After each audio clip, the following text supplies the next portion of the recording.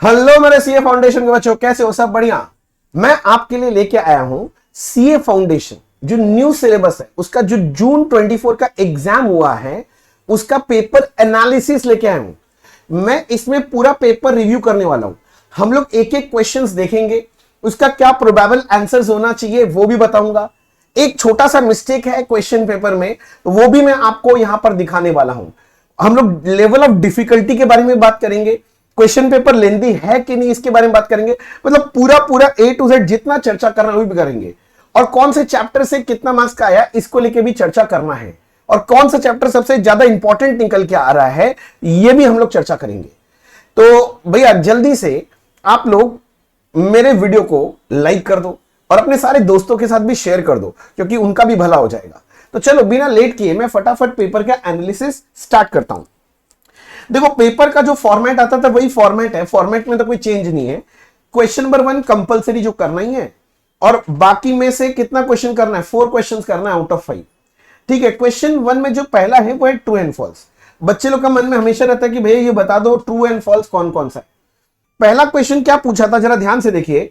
If closing stock appears in trial balance, कहां पर है भैया? ट्रायल बैलेंस में। तो एक ही इफेक्ट होता है, बैलेंस शीट में जाता है, मुझे पता है। When it does not, then it does not enter in trading account, तब ट्रेडिंग में नहीं आता है, true. It is shown only in balance sheet, true. तो इस लाइन को क्या बोलेंगे हम लोग? ट्रू है भैया। ठीक है, एक्सप्लेनेशन आप देख लेंगे, एक्सप्लेनेशन तो जानते ही आप, क्योंकि एक्सप्लेनेशन में क्या देंगे कि अगर क्लोजिंग स्टॉक ट्रायल बैलेंस में, इसका मतलब वो ऑलरेडी परचेज से एडजस्ट हो गया है। तो परचेज से एडजस्ट हो गया तो ट्रेडिंग में नहीं आएगा, सिर्फ और सिर्फ कहां दिखाएंगे? बैलेंस शीट में दिखाएंगे। फिर बोलता है नेक्स्ट है, if the amount is posted in wrong account और is written on the wrong side of account, it is error of principle. तो भाई साहब ये हो गया फॉल्स, और आंसर वन नहीं, ये एरर ऑफ कमीशन है। Next, accounting standard can override statute, ये अकाउंटिंग स्टैंडर्ड से पूछा था, ये फॉल्स है। अकाउंटिंग स्टैंडर्ड जो है इसके लिए लिखना है, accounting standard can never override statute, law will prevail. अगर लॉ में अकाउंटिंग स्टैंडर्ड में लड़ाई हो तो हमेशा कौन जीतेगा? लॉ जीतेगा। फिर बोल रहा है promissory note is different from bills of exchange, हाँ है, because the amount is paid by the maker in case of former. Farmer मतलब बोलता प्रोमिसरी नोट के केस में जो प्रोमिसरी नोट बनाता है वही पे करता, हाँ सही है। And by the acceptor in latter case, latter case मतलब बिल्स ऑफ एक्सचेंज के केस में जो एक्सेप्ट करेगा वो पे करेगा। तो भाई साहब ये भी क्या हो गया? ट्रू हो गया। ठीक है, all errors are rectified by means of journal entries, ये पूछ रहा है कि सारा एरर ठीक करते हैं जर्नल एंट्री से। तो मैं बोलूंगा फॉल्स। रीजन क्या है?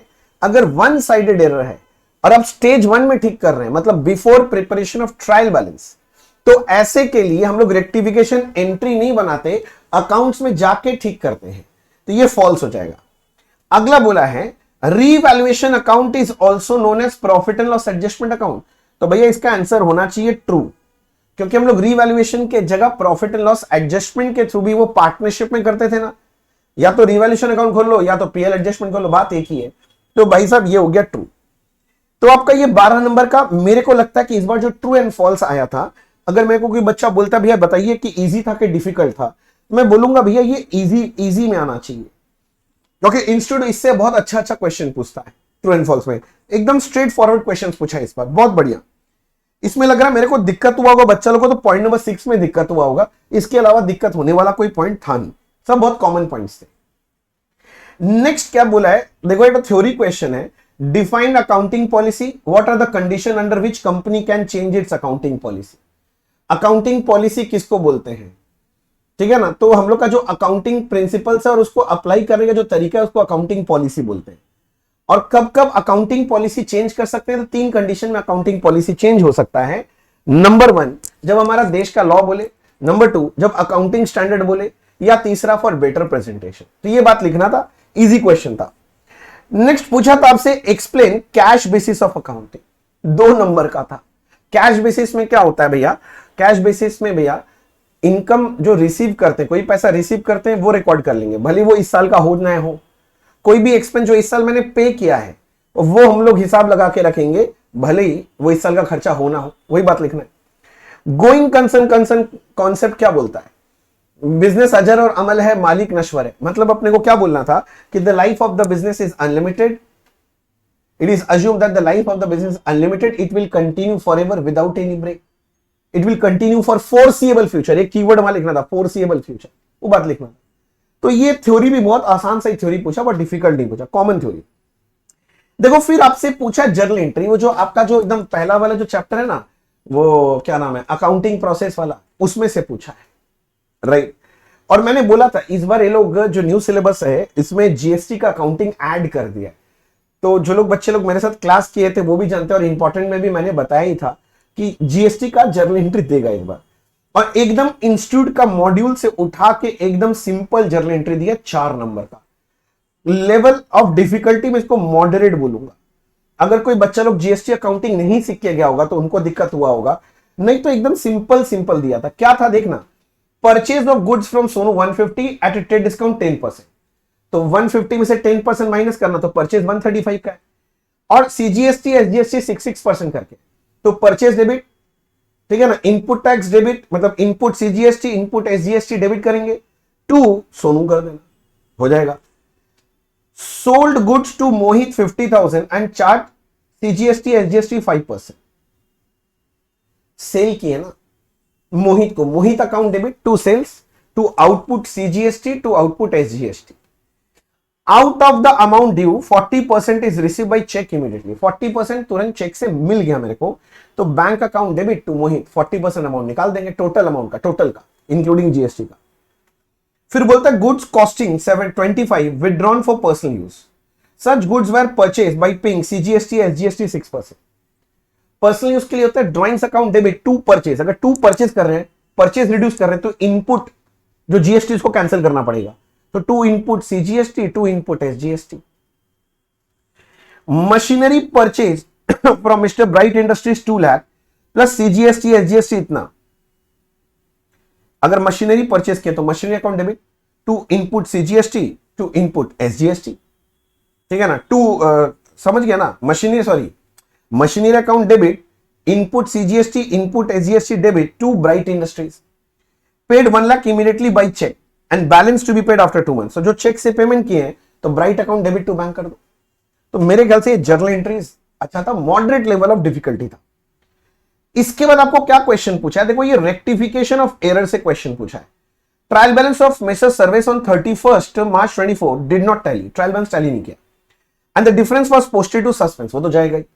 On scrutiny of the books the following errors were detected, और ये सब एरर निकल के आए।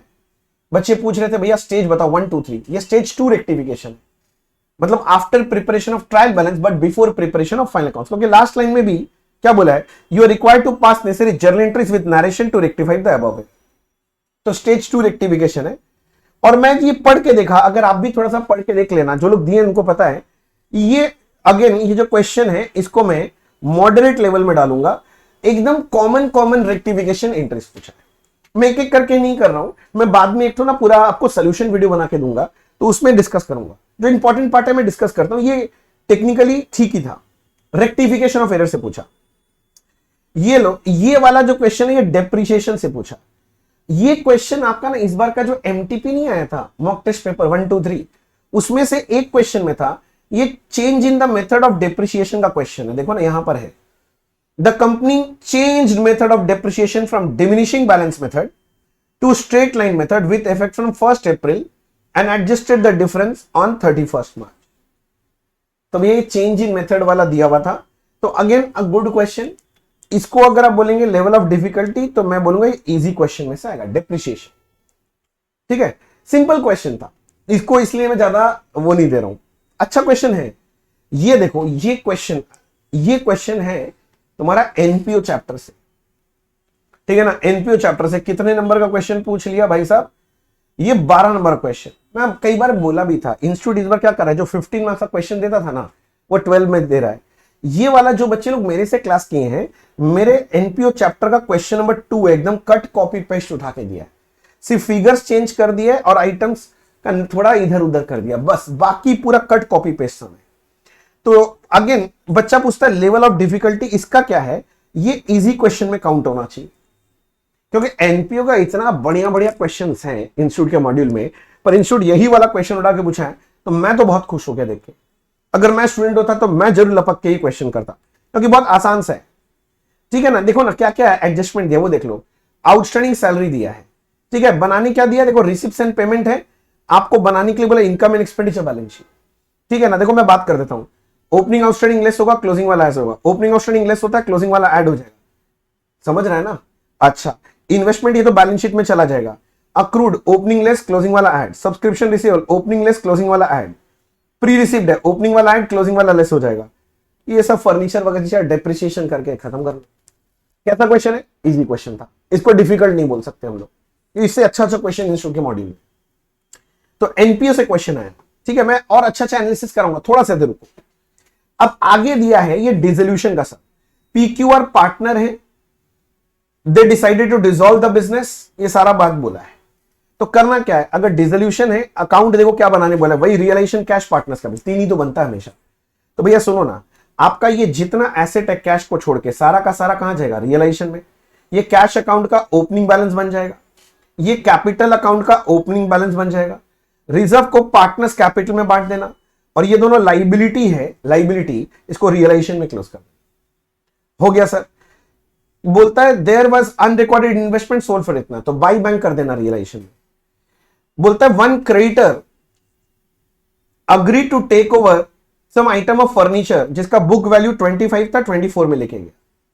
अगर कोई लाइबिलिटी के बदले अगर मैं एसेट देता हूं तो उसके लिए कोई एंट्री नहीं होता है, तो इसके लिए कोई एंट्री नहीं करना चाहिए आपको। The rest of the creditor were paid at a discount of 5%, तो बाकी जो क्रेडिटर बचेगा -5% करके पे कर देंगे realisation to cash. Out of the debtor 9000 prove bad, बाकी रियलाइज हो गया, तो बाकी डेटर रियलाइज हो गया तो रियलाइजेशन में बाई बैंक लिख देना। बाकी एसेट ये सब रियलाइज बोल रहा है, ये कर देंगे, किंतु बोला फर्नीचर में रिमेनिंग कौन लेके गया था, पी लेके गया था। तो एसेट अगर पी ले गया तो पीस कैपिटल टू रियलाइजेशन करोगे। डिसोल्यूशन का एक्सपेंस है तो रियलाइजेशन टू कैश होगा, और एक तो रिपेयर का कोई पे किया है तो वो भी रियलाइजेशन टू कैश होगा। एकदम निहायत इजी क्वेश्चन डिसोल्यूशन का उठा के दिया। मेरे ख्याल से ऐसा क्वेश्चन तो क्लास 12 में तुम लोग करता था, जिन लोग का पार्टनरशिप वगैरह था ना शायद वहां पर होता है। What type of question, again a very easy type of question. ठीक है सर, 8 नंबर यहां से भी पूछा, देखना पार्टनरशिप से। अच्छा, आप लोग को याद होगा, अगर आप मेरा चैनल फॉलो करते हैं तो मैंने आप लोगों को बताया था 70 मार्क्स कौन से चैप्टर से आएगा, याद है? 3 चैप्टर का नाम बोला था, पार्टनरशिप, कंपनीज और फाइनेंशियल स्टेटमेंट्स, फाइनल अकाउंट्स बोल लो। तो इसको मिला के कितना मार्क्स बोला था मैंने, 70 मार्क्स। ठीक है, याद रखना इस बात को, नहीं है तो मेरे चैनल में वीडियो है, जाके देख लेना। अब आगे क्या बोल रहा है, देखो ये कौन सा क्वेश्चन है, फिर से पार्टनरशिप का क्वेश्चन पूछ लिया। ये बैलेंस शीट वगैरह दे दिया, तुमको बोलता है नया पार्टनर ज्वाइन कर रहा है, एडमिशन का सम हो गया, 1/5 के लिए नया पार्टनर आ रहा है। अच्छा, पुराना रेशियो 5:3 था, नया रेशियो 5:3:2 है, तो इनका जो इनका जो ओल्ड रेशियो वही इनका सैक्रिफाइसिंग रेशियो बन जाएगा। नया कैपिटल आया, bank account debit to Ranu's capital, बोलता है 2 इयर्स परचेज बोल रहा है, तो इसका एवरेज करना इंटू 2 करना, गुडविल आ जाएगा, gaining partner to sacrificing partner, entry मार के निकल जाना।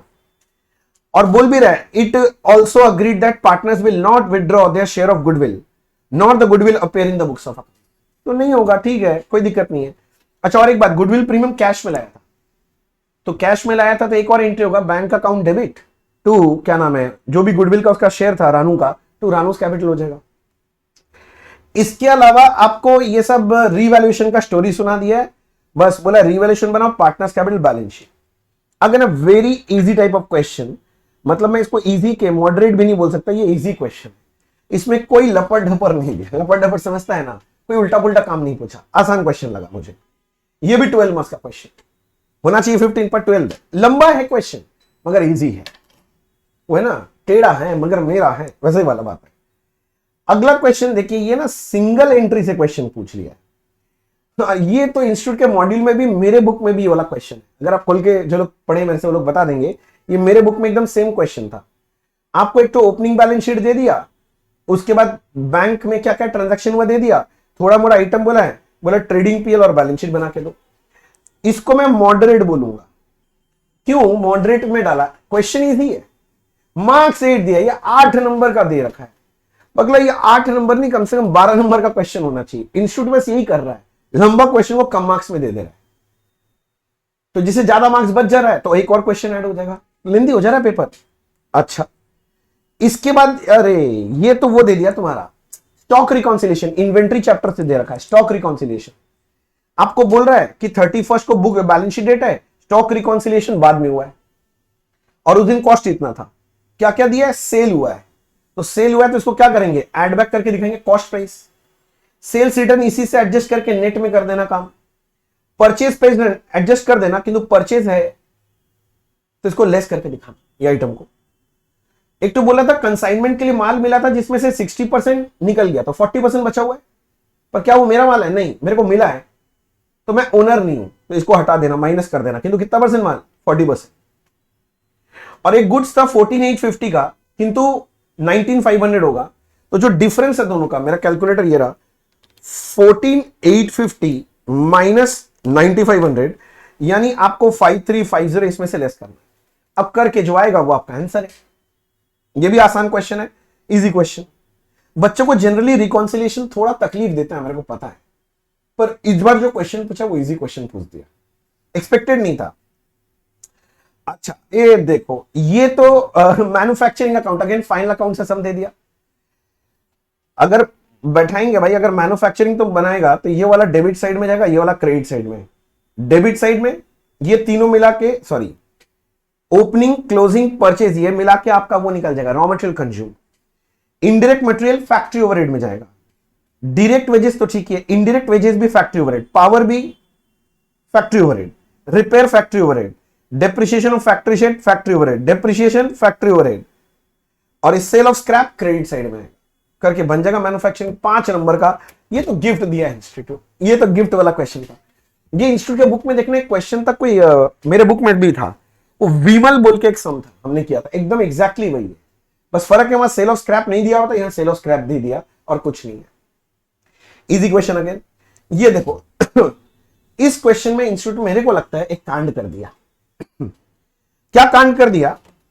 देखो स्टार्टिंग पॉइंट आपको बोल रहा है कैश बुक का बैंक ओडी बैलेंस है, ठीक है, स्टार्टिंग में ओडी बैलेंस है, बहुत अच्छा बात है। अब तुम एडलेस करके कैश बुक से स्टार्ट किया तो किस तरफ जाएगा? पासबुक की तरफ जाएगा, ठीक है। तो एक एक करके बात करते हैं। पॉइंट नंबर 2 ना लेस होगा, पॉइंट नंबर 3 ना ऐड होना चाहिए, पॉइंट नंबर 4 भी लेस होना। क्वेश्चन नंबर 6 इसमें माइनस होगा, 7 वाला जो है वो भी माइनस था, 8 प्लस था, 9 प्लस था, 10 माइनस था। ये सारा कर लो, बीआरएस बन जाएगा। और बीआरएस कितने नंबर का? 5 नंबर का। 10 पॉइंट था, 5 नंबर दिए, हर एक पॉइंट का आधा नंबर करके, काम खत्म। इजी था, आई विल नॉट से this is difficult, this is again a easy question, मगर यहां पॉइंट नंबर 5 में दिक्कत हो सकती है। पर बड़ा कर दिया, तुम समझ रहे हैं ना, 10 पॉइंट दे दिया है 5 नंबर के लिए। पहले ये क्वेश्चन 10 नंबर का देता था। चलो आगे देखते हैं और क्या बोला है। अब यहां दिया है, कंपनी से पूछा, बैलेंस शीट दे रखा है, बोनस का क्वेश्चन है। ये मेरे मटेरियल का क्वेश्चन नंबर 4 है। जो बच्चे लोग मेरे से क्लास ले रखा है वो लोग देखना, बोनस का मैंने जो क्वेश्चंस करा रखा था उसका question number 4 ditto copy paste उठा के दिया है। आप देख लेना, फिगर डबल किया, मेरा में 440 और ये 80 था, इसको लोग डबल कर दिया, और बाकी लाइन सब सेम है। मेरा वाला में यहां 12 लिखा हुआ था, ये लोग 11 कर दिया बस, और डिट्टो कॉपी पेस्ट। क्या था देखना, तो मैं बताता हूं। इक्विटी शेयर था 90,000, इसमें कॉल्स इन अरियर था, और 40,000 था, ये पार्टली पेड शेयर था। Capital reserve realised in cash बोला है, मतलब ये फ्री रिजर्व है, इसको आराम से यूज कर सकते हैं। CRR fully paid bonus share के लिए इशू कर सकते हैं। सिक्योरिटीज प्रीमियम भी फुल्ली पेड बोनस शेयर के लिए इशू कर सकते हैं। भैया securities premium realise in cash नहीं बोला है, तो एजम्पशन यही होगा रियलाइज इन कैश है। जनरल रिजर्व ये पीएल, ये आपका फ्री रिजर्व है। आपको पहले बोला था जो पार्टली है पेड है उसमें 6 रुपए करके 40,000 शेयर से मंगा लो, वही बोला ना। The company makes final call of equity share, the call money is duly received. तो पहले करेंगे equity share call to equity share capital, फिर पैसा मिल गया, bank account debit to equity share call. अब इसका मतलब ये वाला जो शेयर है ये फुल्ली पेड शेयर बन गया। अब बोल रहा है फोरफिट कर लो जिसमें अरियर था, तो अरियर ये 10,000 शेयर पे था, फोरफिट करना है। Equity share capital debit to calls in arrear to forfeited shares. फिर बोलता है इसको रीइश्यू कर दिया 11, 10 का शेयर 11, मतलब 1 रुपया प्रीमियम में, bank debit to equity share capital to securities premium. Profit on reissue निकाल के आ जाना, forfeited shares to capital reserve, वो बोला नहीं आपको करना पड़ेगा। तो अब आपका ये वाला जो शेयर है ये भी फुल्ली पेड हो गया, ये भी fully paid, total 1 lakh share अपने घर में आ गया। समझ रहा है?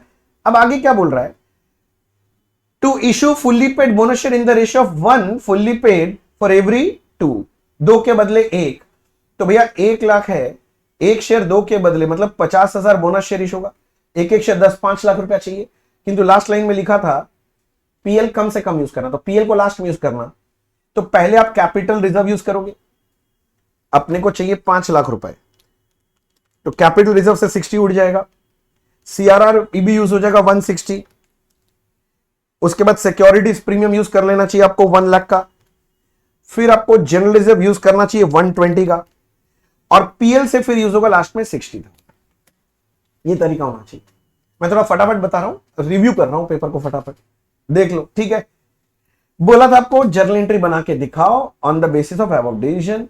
I will say this is again a very easy question. Easy questions में आना चाहिए बच्चे। 10 नंबर का दिया है मुन्ना, 10 नंबर का ये क्वेश्चन, फटाफट करने वाला क्वेश्चन, नरेशन सुंदर से लिखना था इसे, ठीक है। नेक्स्ट, फिर से कंपनीज का क्वेश्चन दिया है, ये रिडेम्पशन ऑफ प्रेफरेंस शेयर है। पहले आपको बोलता है प्रेफरेंस शेयर है 75 पे, इक्विटी शेयर भी दिया है। अब under the terms of issue preference share redeemable eight A 5% premium. अब देखो, सबसे पहले तो अगर प्रेफरेंस शेयर रिडीम करना है तो पहले आपको इससे कॉल मनी मंगाना पड़ेगा, पहले फुल्ली पेड होगा तो ही तो रिडीम होगा, तो पहले फुल्ली पेड करने का एंट्री होगा, preference share call to preference share capital, bank to preference share call, और फिर जो नया शेयर है लोग इशू कर रहे हैं ना मुन्ना, इसका पूरा पैसा नहीं मिल रहा है, 25 रुपए एप्लीकेशन का मिला है और 45 अलॉटमेंट जिसमें प्रीमियम है बच्चे 10% का, 10 रुपए का, मतलब इधर हो गया 35 और 25, 35 प्लस 25, 60 रुपया करके लीगल कंप्लायंस में, न्यू इश्यू में 60 रुपीज के हिसाब से लो, बाकी का सीआरआर बनेगा। और इस समय कुछ नहीं था, किंतु हाँ इस समय क्या किया था, देखो बदमाशी देखो इंस्टीट्यूट का, you are required to pass journal entry, ये तो कोई भी बच्चा कर लेगा, इंक्लूडिंग नरेशन, अच्छा लगा। To give effect to the above arrangement, ठीक है कर देंगे, जर्नल एंट्री हो जाएगा। Also prepare notes to accounts on share capital, बोलता शेयर कैपिटल का नोट्स टू अकाउंट्स बना, बैलेंस शीट के लिए जो नोट्स अकाउंट्स लगता है वो। Reserve and surplus to the relevant balance sheet immediately after redemption of preference share, ignore date column in journal, date column छोड़ दो, मतलब बैलेंस शीट बनाने नहीं बोला, किंतु उसका जो नोट्स होता है वो बनाने दो। और ये 15 नंबर का भी क्वेश्चन था, पूछना बनता यार, पूछा है। ये क्वेश्चन मॉडरेट का था, मॉडरेट लेवल का, डिफिकल्ट लेवल बोले से डिफिकल्ट क्वेश्चन इंस्टीट्यूट पूछा ही नहीं है, देखना खत्म होने में आ गया। और एक तो थ्योरी पूछ दिया 5 नंबर का सब्सिडियरी बुक्स, और ये आपका पेपर खत्म। तो अब बहुत सारा क्वेश्चन है जिसका मैं जवाब 1 बाय 1 देने वाला हूं। बच्चे मेरे से पहले पूछते हैं कि भैया आप इसको डिफिकल्टी लेवल के हिसाब से बताओ। 1 मतलब एकदम कम डिफिकल्ट, 10 मतलब सबसे ज्यादा डिफिकल्ट, तो डिफिकल्टी लेवल के हिसाब से 1 to 10 में रैंकिंग बताओ। तो डिफिकल्टी लेवल के हिसाब से 1 to 10 में रैंकिंग बोलेंगे तो मैं इसको 7 रैंक करूंगा, 7 दूंगा। एक्सट्रीम डिफिकल्ट नहीं था, थोड़ा सा है डिफिकल्ट, थोड़ा सा, बहुत ज्यादा नहीं है, कुछ क्वेश्चंस ठीक क्वेश्चंस था। नेक्स्ट, दूसरा बच्चे पूछते हैं भैया ये क्वेश्चन क्या, साइज कैसा था, ये लेंदी था लेंदी नहीं था। भैया 1 मतलब सबसे कम लेंदी और 10 मतलब सबसे ज्यादा, बहुत लेंदी पेपर है, तो इस पेपर को कैसे रैंक करोगे। 9 भयंकर लेंदी पेपर था भाई साहब, भयंकर। देख ये भयंकर लेंदी पेपर था, बच्चे लोग को टाइम लगा होगा। मेरे को लगता है जो बच्चा लोग ठीक से बहुत मतलब जब घर में प्रैक्टिस किया होगा, 4-4 बार लिख के हर एक चीज प्रैक्टिस नहीं किया होगा, स्पीड अच्छा नहीं होगा ना, तो बच्चा पेपर भी कंप्लीट किया होगा, इसमें मेरे को शक है। ऑन एन एवरेज मेरे को लगता है 10% बच्चा होगा जो फुल पेपर कंप्लीट किया होगा, और 90% बच्चा होगा जिसका पेपर कंप्लीशन अगर बात करें इट विल बी 80 से 90 के बीच में कंप्लीट किया होगा। यस, आप 10 से 15 नंबर का छूटा ही होगा बच्चों का। लेंदी बना दिया पेपर, इजी तो क्या हुआ, लेंदी बना। अब फाइनल पॉइंट, ये सबसे इंपॉर्टेंट चैप्टर क्या है। मैंने एक वीडियो बनाया था, आप मेरे YouTube चैनल में जाके देखिएगा कि 70 मार्क्स इस बार इस चैप्टर से आएगा। 70 मार्क्स मैंने बोला था, 70 मार्क्स आप देख लेना, अगर जरूरत पड़े तो मैं इस वीडियो में ना डिस्क्रिप्शन बॉक्स में इस वीडियो का लिंक भी डाल दूंगा, आप देख लेना। मैंने बोला था 3 पार्ट पढ़ के जाओ। एक मैंने बोला था पार्टनरशिप से पढ़ो, ठीक है। दूसरा मैंने आपको बोला था कंपनी से, और तीसरा मैंने बोला था फाइनेंशियल स्टेटमेंट से। फाइनेंशियल स्टेटमेंट मतलब वो final accounts, NPO, single entry, right, मैंने क्लियरली बोला था। 4 मिनट का कुछ वीडियो बनाया था मैंने, ज्यादा नहीं था, और 1 महीना पहले डाल दिया था ये 3 चैप्टर कर जाओ, 70 नंबर इस बार इंस्टीट्यूट वहीं से देगा। देखते हैं दिया है कि नहीं दिया है। मेरा प्रेडिक्शन कैसा रहा वो भी देख लो आप। मैं अभी एनालाइज करके एक एक डालता हूं। देखो ये वाला क्वेश्चन जो है ये कंपनीज का 6A कंपनी का क्वेश्चन है, और ये 15 नंबर, तो कंपनी से उठ गया 15 नंबर। 2 मिनट, हाँ ध्यान से देखना बच्चे, एनालाइज करना बहुत जरूरी है चीजों को।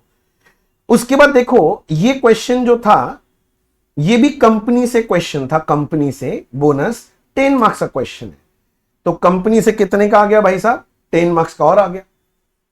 आगे देखिए ये वाला क्वेश्चन होने के बाद, ये वाला क्वेश्चन होने के बाद, ये तो बीआरएस का क्वेश्चन है, छोड़ दो।